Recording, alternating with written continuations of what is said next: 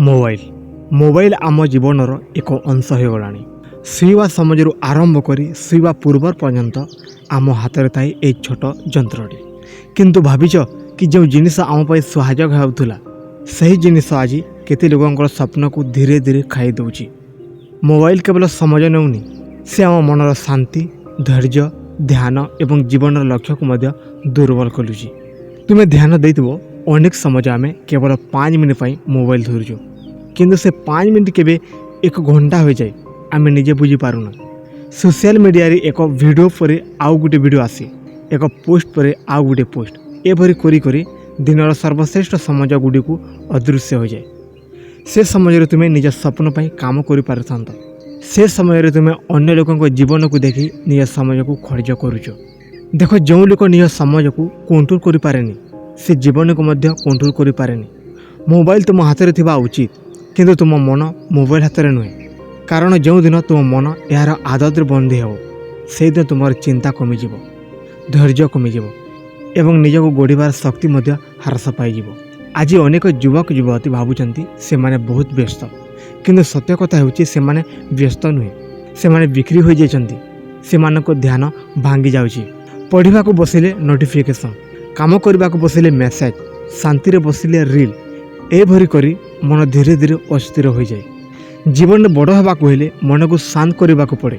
ଯେଉଁ ମନ ସବୁବେଳେ ସ୍କ୍ରିନ୍ରେ ବ୍ୟସ୍ତ ସେ ମନ ଗଭୀର ଚିନ୍ତା କରିପାରେନି। ଯେଉଁ ମନ ପ୍ରତି ମିନିଟ୍ରେ ନୂଆ ମନୋରଞ୍ଜନ ଖୋଜେ ସେ ମନ ସଂଘର୍ଷର ମୂଲ୍ୟ ବୁଝିପାରେନି। ତୁମେ ଗୋଟେ କଥା ନିଜକୁ ପଚାର, ମୋବାଇଲ ମୋତେ କ'ଣ ଦେଉଛି? କେବଳ ଅସ୍ଥାୟୀ ଆନନ୍ଦ, କିମ୍ବା ମୋ ଜୀବନର ସତ୍ୟରେ କିଛି ଚେଞ୍ଜ ଆଣୁଛି? ଯଦି ଏହା ତୁମକୁ ଜ୍ଞାନ ଦେଉଛି, ନୂଆ ସ୍କିଲ୍ ଶିଖାଉଛି, ତେବେ ଭଲ। କିନ୍ତୁ ଏହା କେବଳ ସମୟ ଖାଉଛି, ତେବେ ସତର୍କ ହେବା ଦରକାର। କାରଣ ସଫଳ ଲୋକମାନେ ସମାଜକୁ ଖର୍ଚ୍ଚ କରନ୍ତି ନାହିଁ, ସମାଜକୁ ବିନିଯୋଗ କରନ୍ତି। ସକାଳେ ଉଠିବା ସହିତ ଯଦି ପ୍ରଥମେ ମୋବାଇଲ ଧରୁଛ ତେବେ ତୁମ ଦିନର ଶକ୍ତି ଅନ୍ୟମାନଙ୍କ ହାତରେ ଦେଉଛ। ସକାଳର ପ୍ରଥମ ସମୟ ହେଉଛି ନିଜ ମନକୁ ଶକ୍ତିଶାଳୀ କରିବାର ସମୟ।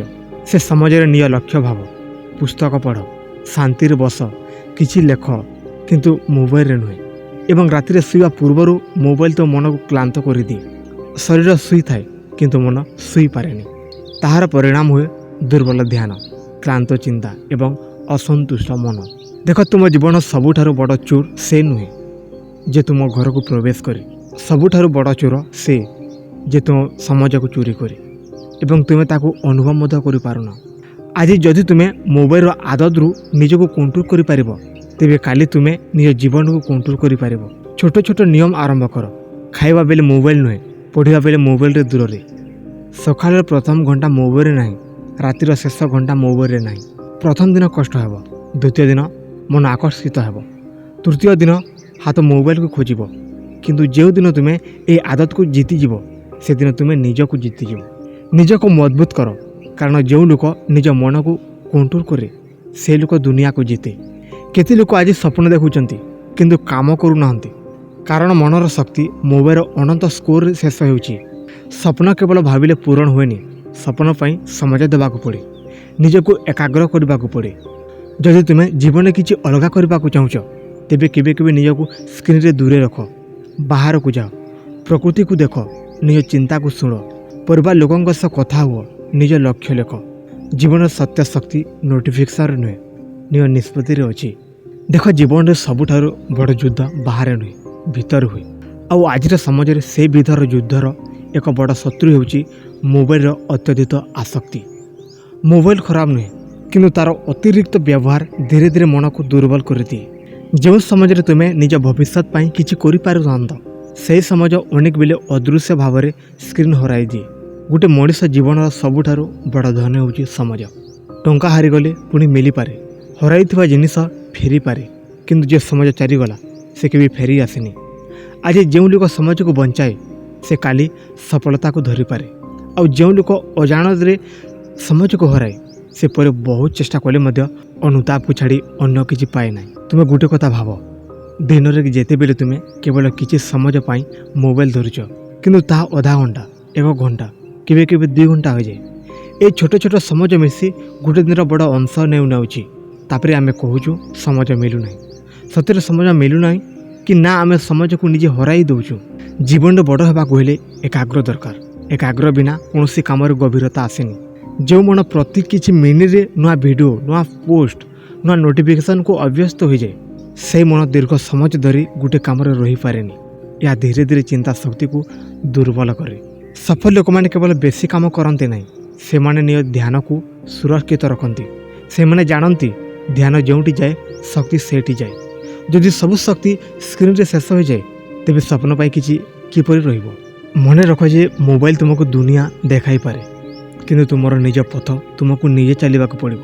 ଅନ୍ୟମାନଙ୍କ ସଫଳତା ଦେଖିଲେ ଜୀବନ ବଦଳେନି, ନିଜ ପରିଶ୍ରମ ଆରମ୍ଭ କଲେ ଜୀବନ ବଦଳେ। ଅନେକ ଲୋକ ମୋଟିଭେସନାଲ ଭିଡ଼ିଓ ଦେଖନ୍ତି, ଭଲ କଥା ଶୁଣନ୍ତି, କିନ୍ତୁ ପରବର୍ତ୍ତୀ କ୍ଷଣରେ ପୁଣି ଅନ୍ୟ ମନୋରଞ୍ଜନ ହରାଇ ଯାଆନ୍ତି। ମୋଟିଭେସନ୍ କେବଳ ସେତେବେଳେ ଅଛି ଯେତେବେଳେ ତାହା କାର୍ଯ୍ୟକାରୀ ପରିଣତ ହୁଏ। ଯଦି ସତରେ ଜୀବନକୁ ବଦଳାଇବାକୁ ଚାହୁଁଛ, ତେବେ ନିଜ ପାଇଁ କିଛି ନିୟମ ତିଆରି କର। ସଫଳତାର ପ୍ରଥମ ସମଜ ନିଜ ପାଇଁ ରଖ। ସକାଳେ ଉଠିବା ସହିତ ମୋବାଇଲକୁ ନୁହେଁ, ପ୍ରଥମେ ନିଜକୁ ଚିନ୍ତା କର। ତୁମର ଲକ୍ଷ୍ୟ କ'ଣ? କ'ଣ ଶିଖିବାକୁ ଅଛି? କ'ଣ କାମ କରିବାକୁ ଅଛି? ସେଥିରେ ମନ ଦିଅ। ରାତିରେ ଶୋଇବା ପୂର୍ବରୁ ମଧ୍ୟ ମନକୁ ଶାନ୍ତ ରଖ। ସ୍କ୍ରିନ୍ର ଆଲୋକ ଶକ୍ତିକୁ କ୍ଳାନ୍ତ କରେ, କିନ୍ତୁ ତାଠାରୁ ବେଶୀ ମନକୁ ଅସ୍ଥିର କରେ। ଏହି କାରଣରୁ ଅନେକ ଲୋକ ଶୋଇଥିଲେ ମଧ୍ୟ ଶାନ୍ତି ଅନୁଭବ କରନ୍ତି ନାହିଁ। ଜୀବନରେ ଯାହା ଆବଶ୍ୟକ ସେ ତାକୁ ବାଛିବାକୁ ଶିଖ। ପ୍ରତ୍ୟେକ ନୋଟିଫିକେସନ୍ ଆବଶ୍ୟକତା ନୁହେଁ, ପ୍ରତ୍ୟେକ ସନ୍ଦେଶକୁ ସହଜରେ ଉତ୍ତର ଦେବା ଦରକାର ନାହିଁ, ପ୍ରତ୍ୟେକ ଭିଡ଼ିଓ ଦେଖିବା ଆବଶ୍ୟକତା ନାହିଁ। ଯେଉଁ ଲୋକ ସବୁକିଛି ଧରିବାକୁ ଚାହେଁ, ସେ ଅନେକ ବେଳେ ମୁଖ୍ୟ ଜିନିଷକୁ ହରାଇ ଦିଏ। ତୁମେ ନିଜକୁ ଗୋଟେ ଥର ପଚାର, ଆଜି ମୋବାଇଲ ବିନା ମୁଁ ଗୋଟେ ଘଣ୍ଟା ଶାନ୍ତିରେ ବସିପାରିବି କି? ଯଦି ନାହିଁ, ତେବେ ବୁଝିବାକୁ ପଡ଼ିବ ଯେ ଆଦତ ଧୀରେ ଧୀରେ କଣ୍ଟ୍ରୋଲ ନେଉଛି। ଆଦତ କେବେ ବଡ଼ ଶକ୍ତି କରି ଆସେନି, ଧୀରେ ଧୀରେ ଆସେ, ମନକୁ ଘେରି ନିଏ। ଆଉ ଗୋଟେ ଦିନ ଦେଖିବ ସମୟ ଅଛି କିନ୍ତୁ ମନ ନାହିଁ, ସ୍ୱପ୍ନ ଅଛି କିନ୍ତୁ ଶକ୍ତି ନାହିଁ, ଇଚ୍ଛା ଅଛି କିନ୍ତୁ ଧୈର୍ଯ୍ୟ ନାହିଁ। ସେଥିପାଇଁ ଆଜିଠାରୁ ଛୋଟ ପଦକ୍ଷେପ ନିଅ। ମୋବାଇଲକୁ କିଛି ସମୟ ପାଇଁ ଦୂରେ ରଖ। ପ୍ରକୃତିକୁ ଦେଖ, ନିଜ ପରିବାର ସହ କଥା ହୁଅ, ନିଜ ସହିତ ଏକାକୀ ବସ, ନିଜ ଭବିଷ୍ୟତକୁ ଭାବ। କାରଣ ଯେଉଁ ଲୋକ ଏକାକୀ ନିଜକୁ ବୁଝିପାରେ, ସେ ଭିଡ଼ରେ ମଧ୍ୟ ଦୃଢ଼ ରହିପାରେ।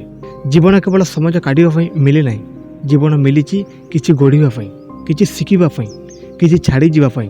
ଯଦି ସବୁଦିନ କେବଳ ସ୍କ୍ରୋଲିଂ କରି କରି କାଟିଯିବା, ତେବେ ଦିନର ଶେଷରେ ମନରେ ଶୂନ୍ୟତା ରହିଯାଏ। ମନେ ରଖ ଯେ ଶାନ୍ତ ମନ ଥିଲେ ବଡ଼ ନିଷ୍ପତ୍ତି ଆସେ, ଧୈର୍ଯ୍ୟ ଥିଲେ ବଡ଼ କାମ ହୁଏ, ଆଉ ଏକାଗ୍ରତା ଥିଲେ ମନ ଆକାର ନେଇଥାଏ। ମୋବାଇଲ ତୁମ ଜୀବନର ସହଯୋଗ ହେଉ, କିନ୍ତୁ ତୁମ ସମାଜର ମାଲିକ ନୁହେଁ। ତୁମେ ନିଷ୍ପତ୍ତି ନିଅ କେବେ ବ୍ୟବହାର କରିବ, କାହିଁକି କରିବ, କେତେ ଦିନ କରିବ। ସେତେବେଳେ କଣ୍ଟ୍ରୋଲ ତୁମ ହାତରେ ରହିବ, ସେତେବେଳେ ଜୀବନ ମଧ୍ୟ ତୁମ ହାତରେ ରହିବ।